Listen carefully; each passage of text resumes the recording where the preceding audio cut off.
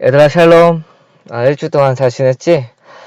코로나 때문에 우리가 모이지 못하고 2주차 특강을 이제 유튜브로 하게 되었는데 오늘도 한번 해보자. 오늘이 마지막 특강인데 혹시라도 아직 1주차 특강을 듣지 않고 왔다면 미리 듣고 오는 것을 추천할게. 왜냐하면 내용이 조금 어렵거든. 그래서 미리 듣고 와서 2주차 특강을 듣는 것을 권해드립니다. 풀과 바람과 하나님. 그래서 오늘은 풀과 바람과 하나님이라는 제목을 가지고 함께 이야기를 나눌 텐데, 주제는 뭐냐면 하나님 나라와 하나님의 통치에 대해 이야기를 나누려고 그래. 그래서 우리가 하나님을 바라본다, 하나님을 믿는다 라고 할 때, 그렇다면 하나님은 우리를 통해서 어떤 일을 하고 계실까? 그리고 우리 안에는 어떠한 변화가 일어나고 있을까에 대해 이야기를 하겠다는 거지. 그래서 하나님이 일하시는 것과 내가 변화되는 것, 교회에서는 이 과정을 하나님의 섭리와 인간의 성화라고 말을 하는데, 오늘은 특강이니까 풀과 바람이라는 주제로 함께 이야기를 나눠보도록 하자. 오늘 총 4가지 이야기를 함께 나누어 보려고 해. 그래서 선생님 지난 시간에 했던 특강 내용을 한번 봤는데 깜짝 놀랐잖아. 너무 재미가 없어서. 그래서 그것보다 재밌게 하기에는 조금 힘들 것 같고 오늘 일찍 끝내도록 하겠습니다. 바로 가겠습니다. 먼저 하나님 나라와 통치에 대해 이야기를 한번 해보자. 하나님의 통치가 누구에게 임하는지, 그리고 어디로 임하는지 한번 살펴보도록 할 거야.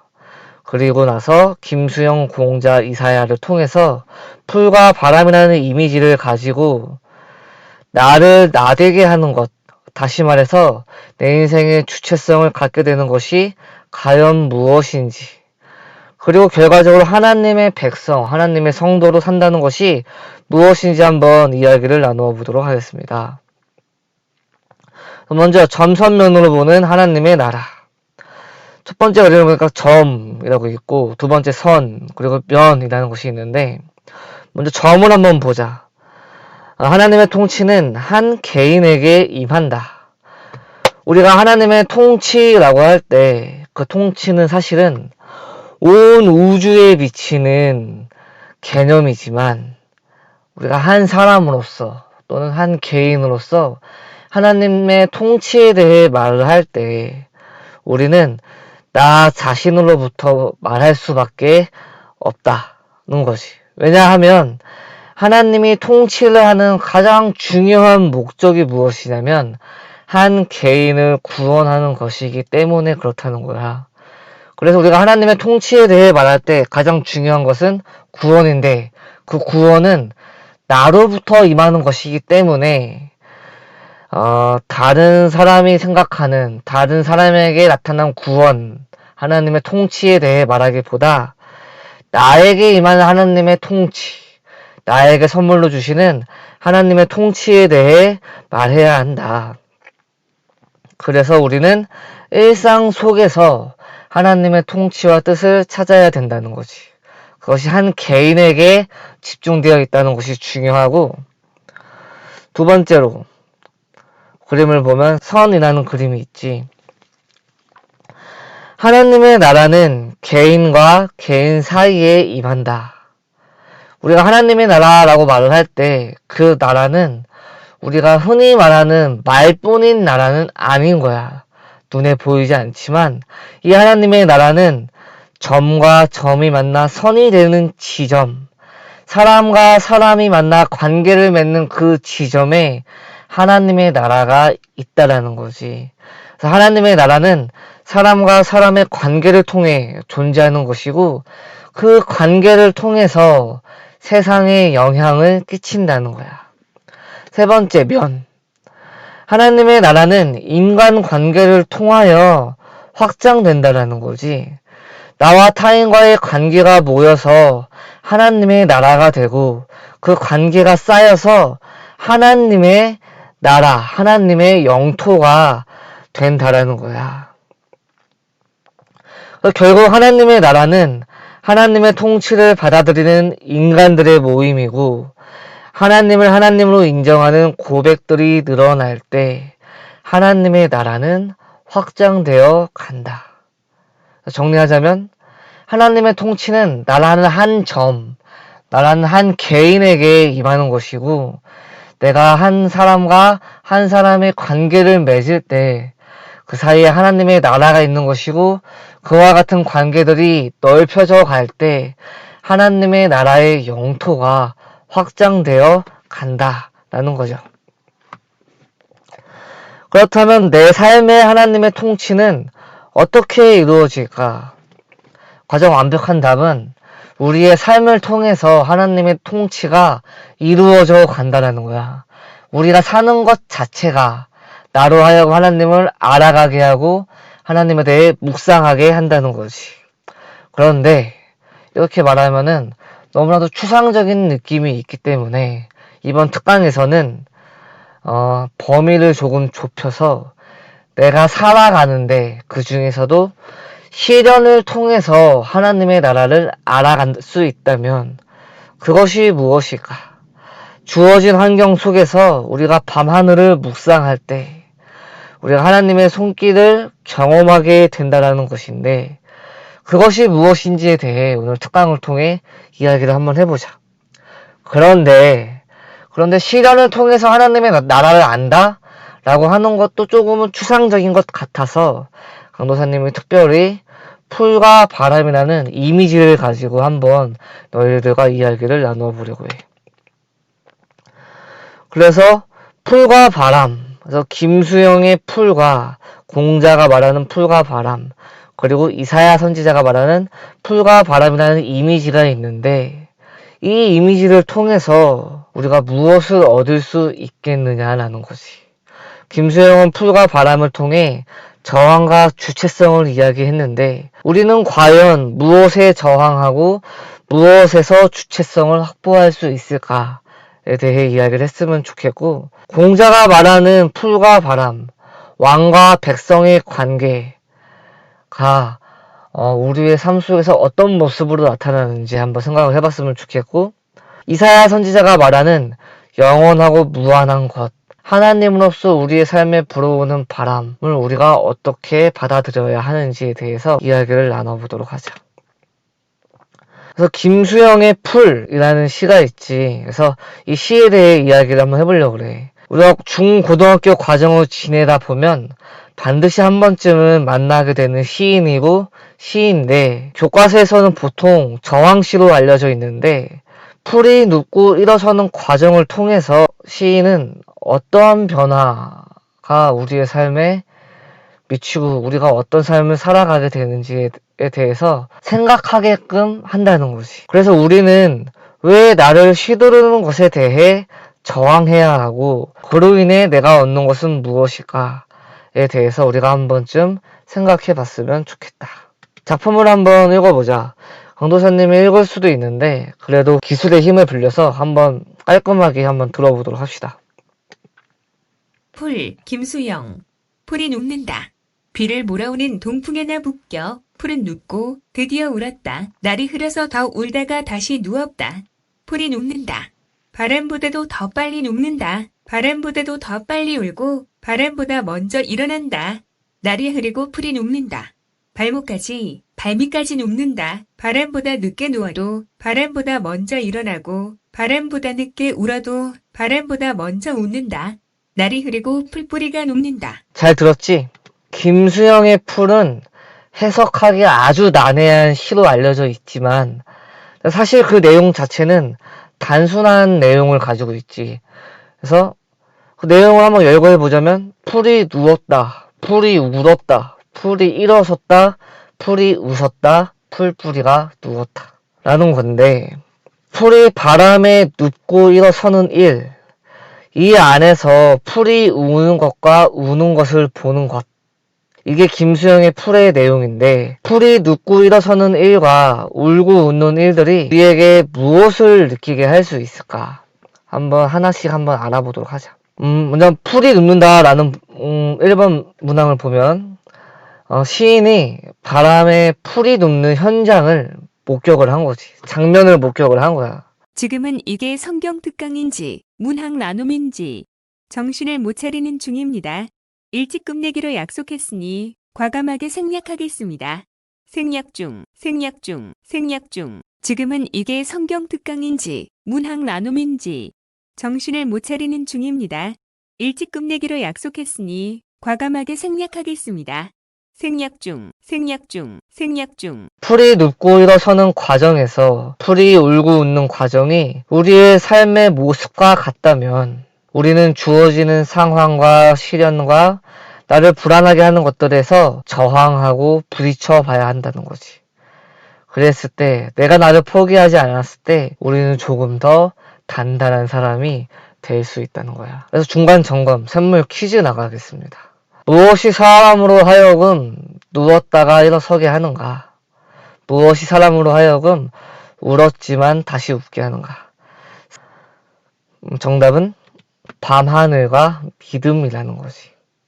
비록 바람이 세게 불어서 내 삶이 휘청거리는 상황 가운데 내가 있다 할지라도 그 안에서도 우리가 하나님을 볼 수 있다면 그 사람은 휘청거리는 것 안에서 비록 그 사람이 한번 넘어지고 주저앉았다 할지라도 다시 일어설 수 있는 힘을 얻을 수 있다는 거야.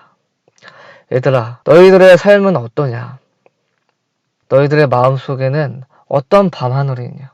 우리가 정말로 하나님을 바라보는 연습을 해야 한다는 거지. 바로 넘어가서 공자에 대해 한번 이야기를 나눠보자. 여기 준비된 이야기는 공자 논어 안연편에 있는 한 이야기야. 이 이야기를 한번 들어보고 이 이야기가 어떤 이야기를 나눠보도록 하자.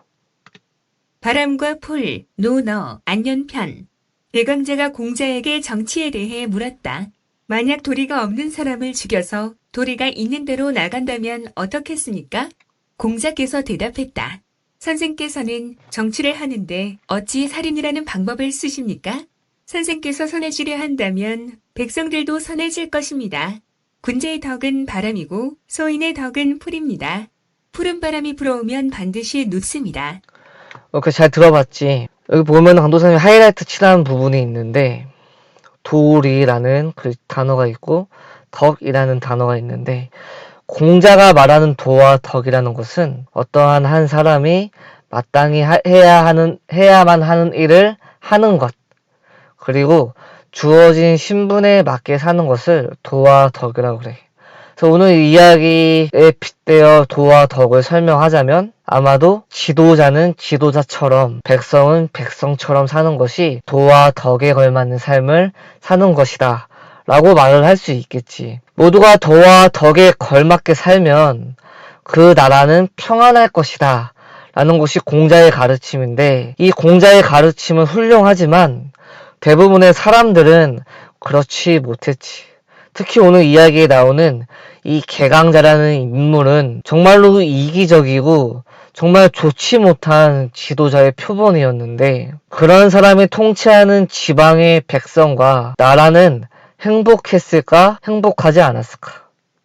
약자만이 도와 덕을 지켜야 하는 사회라면 그런 사회는 행복한 사회일까? 행복하지 않은 사회일까? 강도사님은 행복하지 않는 사회이고 살기 힘든 사회라고 생각을 하는데 아마도 그런 사회에는 김수영과 같은 사람이 더 많아야 하지 않을까 싶어. 그래서 샘물 퀴즈 바로 나가도록 하겠습니다. 주어진 시련 앞에서 내가 가장 먼저 해야 할 것은 무엇인가요? 사지선다인데 한번 맞춰보세요. 1번 순종한다. 2번 불평한다. 3번 의심한다. 4번 포기한다. 정답은 뭘까요? 정답은 3번 의심한다입니다. 답안이 조금 우아스러운 사람이 있을 수도 있을 것 같아요. 근데 강도사님이 하고 싶었던 말은 1번 순종한다. 2번 불평한다. 4번 포기한다. 와 관련된 사람은 질문하지 않는 사람이라는 거야.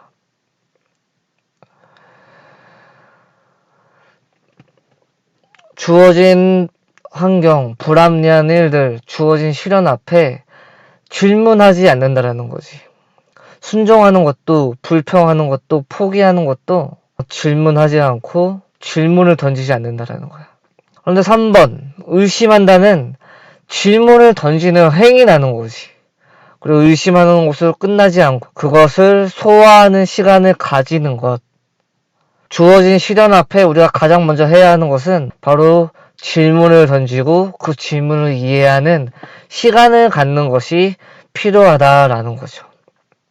만약에 내 인생에 개강자와 같은 사람을 만난다면 우리가 해야 하는 것은 뭐야? 그 사람에게 순종하는 것이 아니고 그 사람에 대해 불평하는 것이 아니고 그 사람에 대해 포기하는 것이 아니라 그 사람에 대해 그 사람과 나의 관계에 대해 질문을 던지는 것. 그것이 정말 중요하다. 두 번째 문제. 그렇다면 우리가 진정으로 믿고 의지해야 하는 것은 무엇일까? 1. 나 자신. 2번 주어진 현실. 3번 계획된 미래. 4번 지나간 과거. 5번 하나님. 정답은 5번 하나님이지. 답은 참 쉬워. 그런데 다처럼 살기가 쉽지 않다는 거야. 우리는 나도 모르게 얼마나 많이 나 자신에 얽매여 살고 있는지 한 번쯤은 되짚어보고 질문을 해야 한다는 거야. 과거의 나, 지금의 나, 미래의 나에 대해 나는 얼마나 많은 근심과 걱정과 불안과 염려를 안고 사는지 이런 것들에 너무 집중한 나머지 내가 하나님은 잊고 살고 있는 것은 아닌지 한 번쯤 생각해봐야 한다는 거죠. 그렇다면 우리가 시련 속에서 하나님을 봐야 하는데 하나님을 보는 사람은 어떤 사람일까? 이사야 40장 6절에서 8절 말씀을 보면 한번 들어보세요. 이사야 40장 6에서 8절 말씀 외치라 대답하되 내가 무엇이라 외치리이까? 하니 이르되 모든 육체는 풀이요 그의 모든 아름다움은 들의 꽃과 같으니 푸른 마르고 꽃이 시들면 여호와의 기운이 그 위에 불미라. 이 백성은 실로 풀이로다. 푸른 마르고 꽃은 시드나 우리 하나님의 말씀은 영원히 서리라. 그래요. 공자의 말과 이사야의 말에는 공통점과 차이점이 있어. 공통점은 뭐지? 풀과 바람이 나온다는 것이. 또 하나 있어. 뭐지? 군림하는 자와 그리고 순종하는 자가 있다는 것이. 그런데 공자와 이사야의 말에 차이점도 있어. 차이점은 뭐지? 바로 불어오는 바람이 다르다는 것이. 노나라의 바람에 불어오는 것은 개강자였고 이사야가 말하는 그 바람에 불어오는 것은 바로 하나님이라는 거야. 사람은 연약하고 실수할 수 있지만 하나님은 실수하지 않는다는 점. 이게 가장 크고 정말 중요한 차이점이라는 거야. 개강자가 주는 시련은 한 사람의 욕심에서 나오는 것이지만 하나님을 믿을 때 우리가 받는 시련은 실수가 없는 시련이라는 거야. 그래서 하나님께 기도하는 일은 우리가 밤하늘을 보는 것과 같다라는 것이. 왜? 우리가 시련 속에서 하나님을 발견하는 것. 그 발견되는 하나님은 나의 연약함, 나의 유한함, 나의 부족함 안에 있는 하나님이 아니고 무한하고 전능하고 영원한 그 하나님을 우리가 바라보기 때문에 그렇다는 거죠. 우리가 하나님을 믿기 시작한다면, 우리의 삶 속에서 하나님을 바라보기 시작한다면 다시 일어설 수 있는 힘을 얻게 된다는 거야. 그래서 우리가 모든 상황 속에서 하나님을 봐야 하는 이유, 우리가 일상 속에서 시련 속에서 하나님을 봐야 하는 이유는 하나님의 약속이 변하지 않기 때문이야.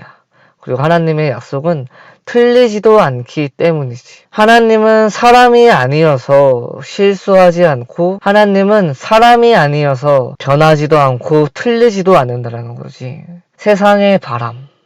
그 세상의 바람은 틀리기도 하고 실수하기도 하고 변하기도 하지만 하나님으로부터 불어오는 그 바람은 틀리지 않고 변하지 않고 실수하지 않기 때문에 우리가 그 바람에 순종한다면 우리가 하나님의 통치를 받아들이게 되고 하나님이 주시는 그 기쁨과 평안을 하나님의 나라에서 누릴 수 있게 된다는 것이요. 저항과 순종을 통해 받아들이게 되는 것이 있다면 그것이 무엇일까? 바람보다 늦게 누워도 바람보다 먼저 일어서고 바람보다 늦게 울어도 바람보다 먼저 웃으며 날이 흐려도 풀뿌리가 눕게 되는 이 풀의 모습은 무엇일까? 바로 우리가 처한 상황, 우리가 놓인 시련과 고통, 우리의 삶 가운데에서 내 마음속으로 들려오는 목소리, 불안한 감정들에게 우리가 휘둘리지 않는 것. 이것이 시인이 말하고자 했던 저항하는 풀의 삶의 태도라는 거지. 비록 바람에 의해 쓰러졌다 할지라도 다시 일어나는 것. 비록 바람에 의해 내가 울게 되었다 할지라도 다시 웃고 일어서는 것. 그래서 넘어지고 일어섬에 연연하는 것이 아니고 넘어져면 넘어지는 대로, 일어서면 일어서는 대로 내 삶의 주체성, 나의 나됨을 견지하며 사는 삶의 태도가 있는데 그와 같은 사람은 어떤 사람이냐? 하나님의 통치를 받아들이는 사람이다. 그래서 하나님의 통치를 받아들이는 사람은 기꺼이 뿌리까지 놓는 사람이 된다는 것이요. 이렇게 말하면 조금 내용이 어렵잖아. 그래서 우리가 성경 속에서 유사한 말씀을 한 번 더 보고 특강을 마치도록 하자. 고린도 후서 6장 8에서 10절 말씀인데 우리는 속이는 자 같으나 참되고 무명한 자 같으나 유명한 자요. 징계를 받는 자 같으나 죽임을 당하지 아니하고 근심하는 자 같으나 항상 기뻐하고 가난한 자 같으나 많은 사람을 부요하게 하고 아무것도 없는 자 같으나 모든 것을 가진 자로다. 둘 사이의 공통점은 뭐야?